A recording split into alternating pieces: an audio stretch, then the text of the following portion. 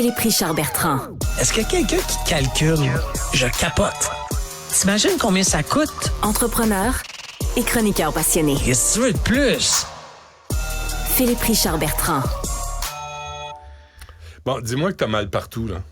Honnêtement, c'est pas si pire que ça. Dis-moi que t'as mal partout. C'est pas si pire que ça. Sois honnête. Écoute, le lendemain, hier, parce que Ouais. c'était samedi, Ouais. hier, ça allait plus ou moins, là, tu sais, admettons, m'asseoir, des marches, admettons que j'ai pris même si j'étais au premier étage à l'hôtel, je prenais l'ascenseur. Ah oui, hein? Oui, mais aujourd'hui, honnêtement, là, on m'a vraiment dit de rien faire de la semaine, puis je voulais aller courir tantôt. Ben non.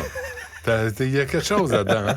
Ironman, donc, Ouais, t'es écoute, content des résultats? des vents de 30 à 50 km/h. Dans le dos? Non, d'en face et dans le dos. Ah oui? Des vagues de 2 à 3 pieds. Hey.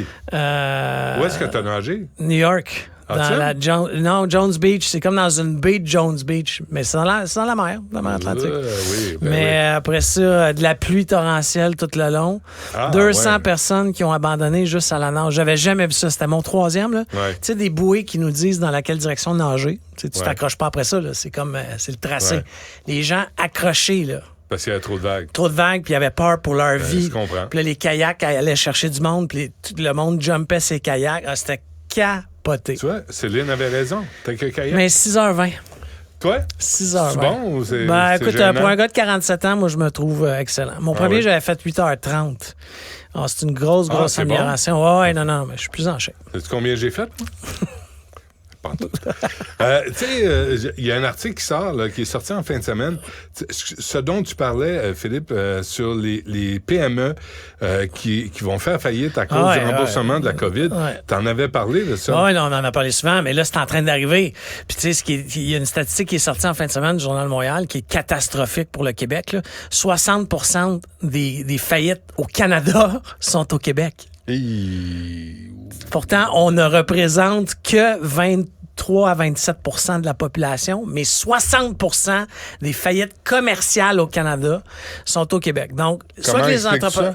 Je ne sais pas honnêtement, puis là, j'allais avec, tu sais, je t'ai écrit des choses un peu rudes, là, mais tu sais, on sait-tu, c'est parce que les entrepreneurs québécois savent pas compter, on sait-tu pas gérer, mais honnêtement, c'est énorme. Puis si on regarde les dossiers, là, c'est pas moi qui le dis, là, c'est l'association du surintendant, le surintendant des faillites, pas l'association, mais il y a une augmentation, OK, de 26% du nombre de faillites commerciales depuis l'an passé. Tu sais, si tu compares à 2022, 17% au niveau personnel. Hey, c'est beaucoup, là. Ouais. C'est énorme. Ouais. Puis en termes de cas déposés à tous les jours, au Québec, il y a 350 quelques cas de faillite personnelle par jour ouvrable. Des dépôts.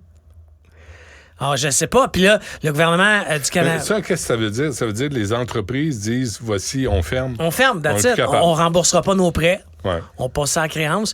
Puis souvent, tu vois des faillites un peu arrangées. Dans le sens où la personne se met, pas la personne, mais l'entreprise se met sur la loi de la protection de la faillite. Elle regarde ses créanciers, puis là, elle dit, je vais vous offrir 20 cents dans le dollar. On est-tu d'accord? Ouais. Il y a un vote démocratique qui se fait, puis l'entreprise passe à travers. Mais là, c'est pas ça qu'on fait. C'est, j'en peux plus, je suis tanné, Zéro. c'est fini. Prends les clés de la job, va annoncer à mes employés qu'ils n'ont plus de travail. Merde. Mais ça va faire mal. Je sais pas si tu le sais, le gouvernement du Canada ou du Québec ou n'importe quel gouvernement, là, ça a un bilan financier. OK? Au même titre qu'une entreprise, passif, actif. Là, dans nos actifs, on a un paquet de prêts. OK? On a des prêts. C'est un actif. Parce que tu te dis, les gens vont nous rembourser ça avec des intérêts. Mais là, cet actif-là s'en va difficilement, ou ben, pas difficilement, mais drôlement vers le passif. Ouais. Et là, ça va faire mal. Il y a 900 000 entreprises au Canada qui se sont prévalues de ces prêts d'urgence-là. Puis il y a deux types de prêts d'urgence. Tu as ceux qu'il faut rembourser le 31 décembre. Ça, c'est les 60 000 $ qu'on appelle, OK? Puis si tu le rembourses au 31 décembre, excuse-moi, 31 décembre, tu as 20 000 de subvention. Donc, ça t'a coûté 40. OK. Mais là, le gouvernement, les entreprises comme moi, on demandait, donnez-nous un peu plus de temps pour les rembourser. Là, coup de théâtre, grosse annonce la semaine passée, ils nous ont donné jusqu'au 18 janvier. Même pas 3 semaines. 18 janvier. Ah oui. Non, ils se sont dit, c'est dur d'avoir un prêt pendant Noël, là. Allez vous financer ailleurs. Alors, À 7, 8, 9 Excuse-moi, là. Non. Moi, je suis en train d'emprunter en ce moment, pas pour me sauver le cul, pour de la croissance. J'emprunte à 12 en ce moment, à la BDC. Puis c'est pas parce que la BDC est méchante, là. C'est les taux. Il y a 4 ans, j'empruntais à 7, 8. Ouais. Non, ça va être catastrophique parce que au niveau de l'emploi, c'est niaiseux ce que je vais dire, là, puis il y a bien des entrepreneurs que ça va froisser, ça va faire du bien.